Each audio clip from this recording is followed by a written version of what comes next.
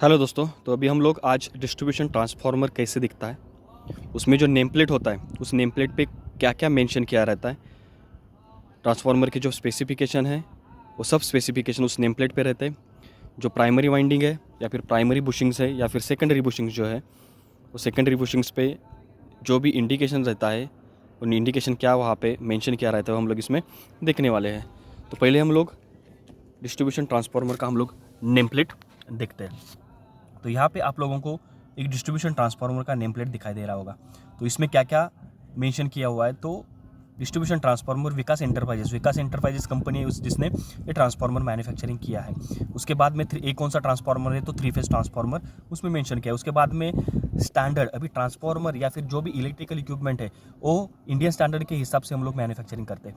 तो इस ट्रांसफार्मर बनाने के लिए, ये ट्रांसफार्मर बनाने के लिए कौन सा स्टैंडर्ड्स, इंडियन स्टैंडर्ड इन्होंने यूज़ किया है, तो उसका नाम है IS 1180 पार्ट 1। ये स्टैंडर्ड इसमें यूज़ किया, उस स्टैंडर्ड के हिसाब से ये डिस्ट्रीब्यूशन ट्रांसफार्मर मैन्युफैक्चरिंग किया। उसके बाद में ट्रांसफार्मर का रेटिंग रहेगा। ट्रांसफार्मर का रेटिंग ऑलवेज केवीए में रहता है। तो ये कितने केवीए का ट्रांसफार्मर है, तो 16 केवीए का ट्रांसफार्मर है।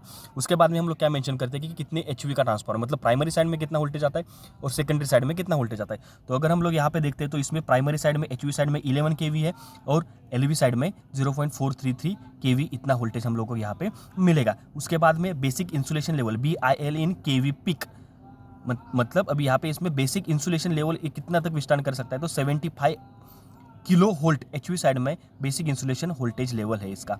उसके बाद में करंट, अभी प्राइमरी साइड से कितना करंट फ्लो होगा और सेकेंडरी साइड से इसमें करंट कितना फ्लो होगा वो इस पे मेंशन करते हैं। तो प्राइमरी साइड में अगर हम लोग देखते हैं 16 केवी का ट्रांसफार्मर है, 11 केवी का अगर हम लोग प्राइमरी साइड कंसिडर करेंगे तो इसमें से 0.84 इतना करंट फ्लो हो सकता है। और सेकेंडरी साइड में अगर 0.433 केवी अगर हम लोग कंसिडर करेंगे तो एलवी साइड में से 21.33 एम्पियर इतना करंट फ्लो हो सकता है। उसके बाद में फ्रीक्वेंसी तो हम लोगों को पता है, इंडिया में नॉर्मली 50 हर्ट्ज फ्रीक्वेंसी हम लोग यूज़ करते हैं। देन नेक्स्ट है वेक्टर ग्रुप।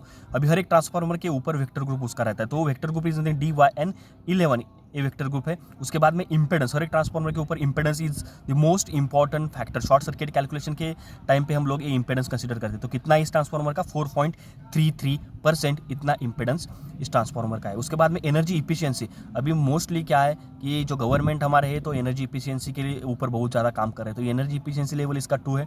उसके बाद में हम लोग ट्रांसफार्मर के लॉसेस भी हम लोगों को इस पर मेंशन करने पड़ते हैं। तो अगर 50% लोडिंग है तो ट्रांसफार्मर में से लॉसेस कितने होते हैं, या फिर 100% लोडिंग है तो ट्रांसफार्मर में से लॉसेस कितने हो सकते हैं, तो इसके हिसाब से वहाँ पे लॉसेस फाइंड आउट करते हैं। तो यहाँ पे आप लोग देखोगे तो maximum total losses at 50% rated load, अगर हम लोगों ने 50% रेटेड लोड दिया तो 135 वैट इतना इसमें लॉस हो सकता है। अगर 100% रेटेड लोड दिया हम लोगों ने तो वहाँ पे 440 वैट इतना वहाँ पे लॉसेस होने के चांसेस है।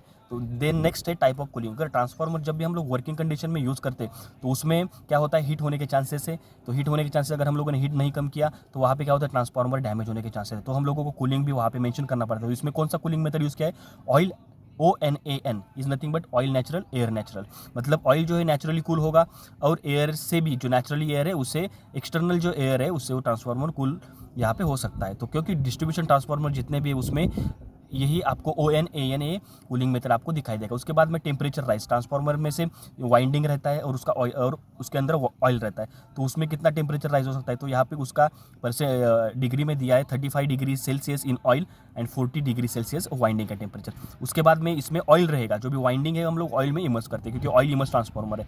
तो यहाँ पे जो भी ऑयल है उसका कितना केजी रहेगा, वहाँ पे मास तो 55 केजी है और टोटल ट्रांसफार्मर का मास मतलब वेट कितना है, तो 255 केजी इतना ट्रांसफार्मर का, इस ट्रांसफार्मर का वेट है।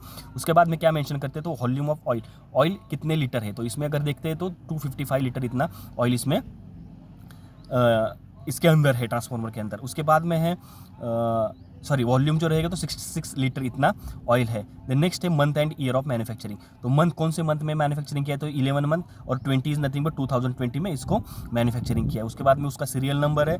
देन कस्टमर कौन है, तो MSEDCL, Maharashtra state electricity distribution corporation, और उसके बाद में ऑर्डर नंबर क्या है, इस सब पॉइंट्स इस नेम प्लेट पे हम लोग मेंशन करते हैं। उसके बाद में है यहाँ पे वेक्टर ग्रुप जो हम लोगों ने देखा DYN11, जो राइट साइड में इमेज आप लोगों को दिखाई दे रहा है वेक्टर ग्रुप का, वो वेक्टर ग्रुप का डायग्राम है। उसके बाद में लेफ्ट साइड पे जो दिख रहा है वो कनेक्शन है, मतलब अगर हम लोग यहाँ पे देखेंगे तो यहाँ पे HV साइड का कनेक्शन है जो डेल्टा कनेक्टेड है और यहाँ पे LV साइड का कनेक्शन है जो स्टार कनेक्टेड हम लोगों को दिखाई देता है, मतलब डेल्टा और स्टार इसका कनेक्शन है। मतलब प्राइमरी साइड में इसके डेल्टा रहेगा कनेक्शन, वो जो वाइंडिंग रहेगा वो डेल्टा में रहेगा और सेकेंडरी साइड में स्टार में रहेगा। अभी यहाँ पे 3 बुशिंग्स है, जो HV बुशिंग्स